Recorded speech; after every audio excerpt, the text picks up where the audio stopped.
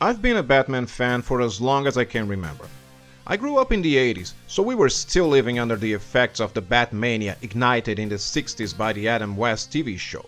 In fact, I could describe that show as the background noise of my childhood, along with Batman cartoons, toys, and occasionally my older brother's comics from the era, which all combined to make sure I could never escape the Caped Crusader's grasp. My love for the character reached its peak when Tim Burton's Batman arrived at theaters. That's when the second Batmania befell the world and never quite left, to be honest.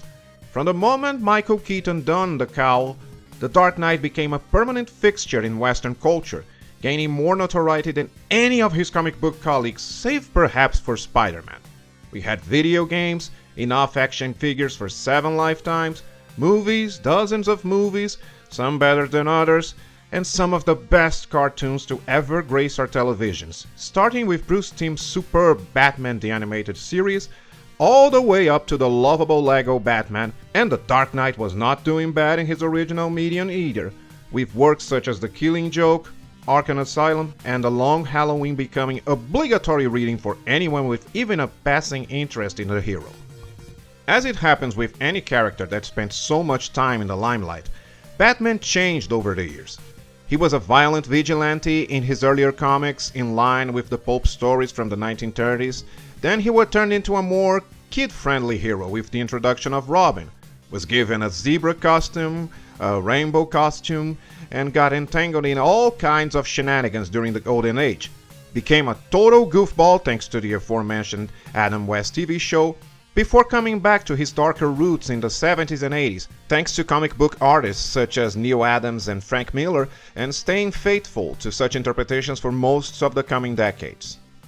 However, being an eternal part of the cultural zeitgeist comes with some shortcomings, thanks to the fact that not every author would do a good job when portraying Martha Wayne's baby boy. Thanks to this, nowadays we have what I consider to be the most uninteresting and insufferable, not to mention juvenile, rendition of Batman. The Bat God.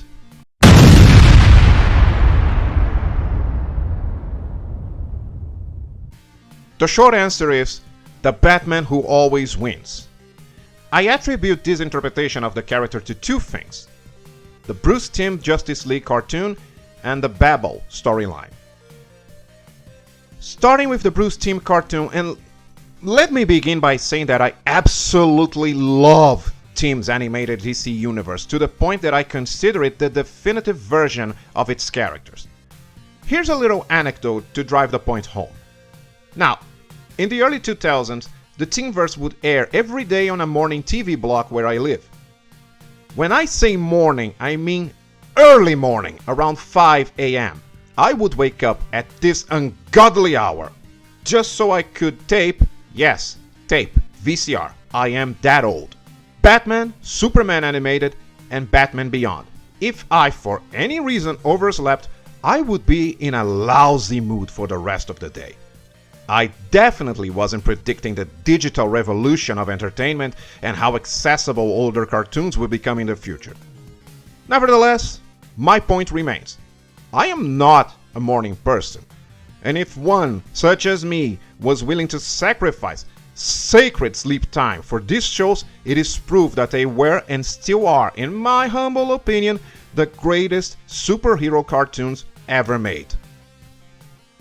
Now that I got that out of the way, I do believe that the Bat God interpretation of Batman began with Bruce Timm's Justice League.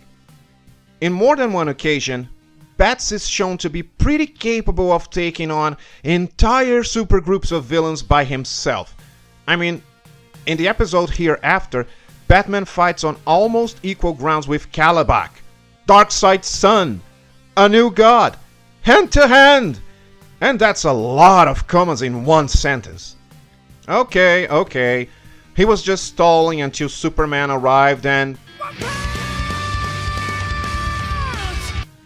Kalibak.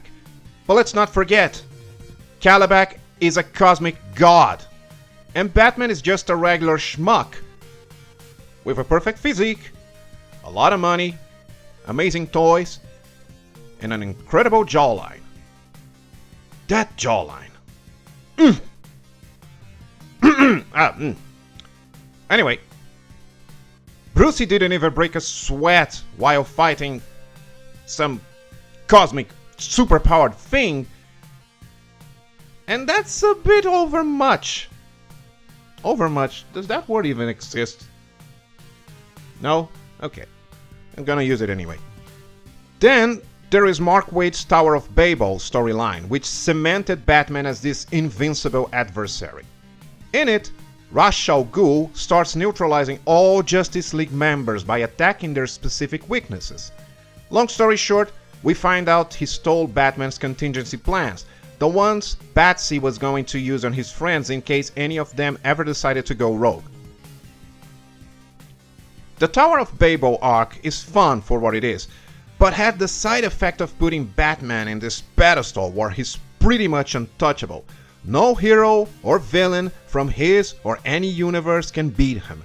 Heck, the Batman Who Laughs arc is this with the volume turned up to 11,000. Now, if you are one of the lucky ones who never had his brain contaminated with the pure sewage that is the Batman Who Laughs, allow me to change that. The Batman Who Laughs was created by Scott Snyder and Greg Capullo. Shame on them. And is basically a Bruce Wayne who was infected with the Joker's essence, which in turn created a being with Batman's intelligence, strength, and resourcefulness, and the Joker's absolute mania. Yes, it is that dumb, and it only gets worse. The Batman Who Laughs kills every hero in his world and then goes on an interdimensional crusade alongside some cosmic deities and causes no small amount of shenanigans until the mainline Batman and Justice League step in to defeat him. Oh my god, it's so dumb! Look, it's all very convoluted and stupid. The Batman Who Laughs is like the wet dream of an edgy teenager who fancies himself a writer only because he once started a Fortnite fanfic full of gore and sex. The only good thing that came from this character is that he became a DLC skin for Noob Saibot in Mortal Kombat 11, which gives me the chance to finish him! Over, and over, and over, again. So, the team versed laid the eggs of what was to become the invincible Batman. Tower of Babel hatched them, and the Batman Who Laughs raised the chick into one giant monstrous fowl and unleashed it upon the world. All this culminated in the online belief, shared by many comic book authors, that Batman is absolutely invincible. It also gave birth to one of the most persistent ideas associated with the character: the prep time. What is the prep time? Well, if you allow me, I will borrow YouTuber's name. Wait, what? YouTuber's name? Oh yeah. Sorry, I couldn't find his channel. Some time ago I watched this video, and it was about how Batman could never beat Spider-Man in a fight. And the dude who made the video had some pretty good ideas that I will be reproducing here. He talks a lot about Spider-Man. And, well, if any of you knows who I'm talking about, please leave his channel's name in the comments. Please, I really want to give him credit. Okay? Anyway, I will borrow YouTuber's name logic on the subject. Prep time is an uncountable variable. If Batman has to face an enemy well beyond his weight class, let's say Darkseid, all he needs is prep time, so he can create an appropriate countermeasure to the villain's power. In a sense, prep time has become the ultimate handwave used by Batman fans, well, fanboys, to end any discussion about the character. Okay, I can see you guys starting to post Stan Lee's video on the comments. You don't have to. Lee once said that there is no point in debating which hero could defeat who, because the winner is whoever the writer wants to win. If the writer wants the Hulk to beat the Thing, the Hulk will beat the Thing. If the writer wants Bobcat, now that's a deep cut, to beat the Silver Surfer, Bobcat will beat the Silver Surfer. I agree with Stanley up to a point. It is kind of silly to spend hours debating on who can beat who in comic book world, but it is also really fun. It's an exercise in creativity where comic book fans share in their passion with people of the same ilk, comparing the knowledge they possess on the characters they love and forging a bond strong enough to last decades. The same does not apply to Batman fanboys, who always end any discussion on the topic with "Batman can defeat anyone with prep time." So let's explore what the prep time is. It's a concept that was born in the aforementioned Tower of Babel. Batman had time to prepare plans to defeat his Justice League colleagues. From this moment on, the belief that Batman is pretty much undefeatable given prep time became a constant with the Caped Crusader. But like I said, prep time is nothing but a handwave, because when examined under the smallest amount of scrutiny, it crumbles like a cookie left inside a glass of milk for too long. I don't even know if that sentence makes sense, but I like the way it sounds, so it's staying. Okay, let's imagine Batman has to fight someone from a completely different universe, say Omni-Man.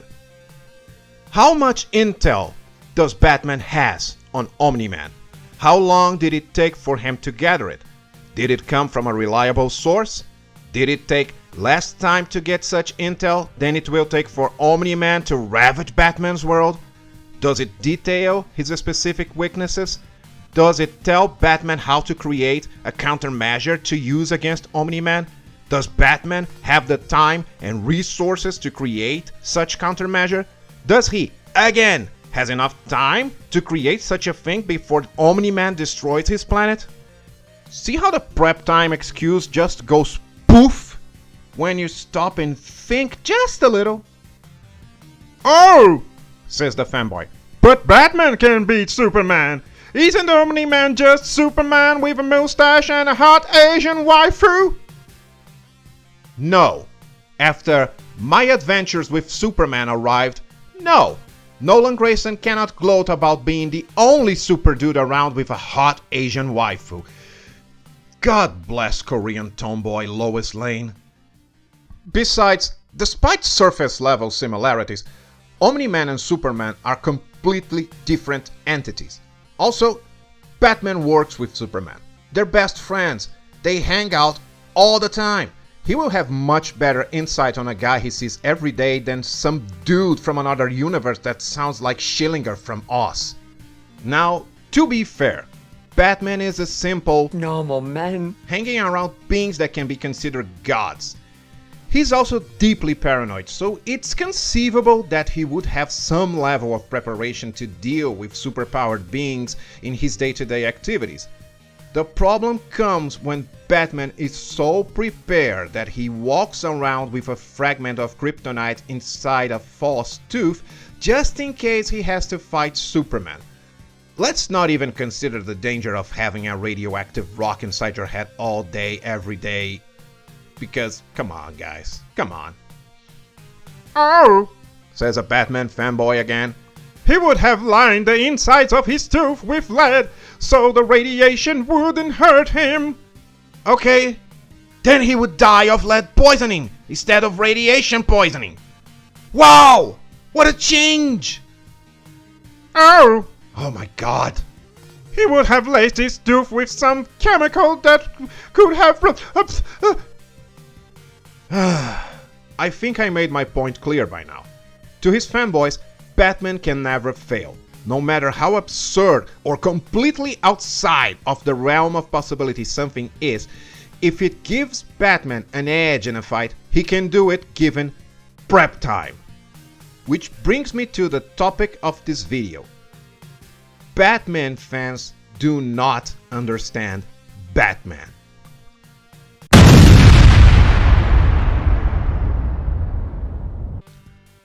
Batman is a split personality from Bruce Wayne. One that was created the moment the boy saw his parents being murdered.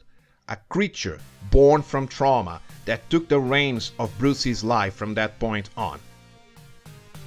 Remember that comic when Superman and Batman both hold the lasso of truth and proclaim their secret identities? Superman says Clark, while Batman says, well, Batman. Fanboys claim that this is proof that Batman is so badass he can bypass even the ancient magic contained in the lasso of truth. But the fact is that he was being honest there. He sees himself as Batman, not Bruce. I mean, it's not like Bruce vanished from existence. He's still there, but is only seen by those the Bat trusts will not hurt him. Batman's job, first and foremost, is to protect Bruce, to keep the boy inside him from getting hurt, and only a very select few are allowed to be in his presence. There is one scene in the Injustice cartoon that makes this very clear, when Catwoman comforts Bruce after Nightwing's death. Oh, sorry. Spoilers, I guess. Anyway, she finds him at the Batcave punching a training dummy to the point his knuckles are bleeding through his gauntlets, his face pure rage. It is only when she removes his cowl and reveals Bruce underneath it we can see the desperation and pain in his eyes. This scene works as the perfect juxtaposition between Bruce and Batman. With the mask on, he was the caped crusader, he was the knight, he was vengeance, angry at himself and the world for not being able to save Nightwing. Once the mask was removed, we could see the damaged man inside it, crying for his lost son. The Batman is like a protective armor created by Bruce to keep his last vestige of humanity safe. You know those old anime shows where a young kid pilots a giant robot and protects the world from galactic threats? Like that, only regular-sized and Bat-themed. While the Batman is the personality people see the most, Bruce is the one really in control and who never allows the monster, Batman, to cross the limit. Hence, the Bat family.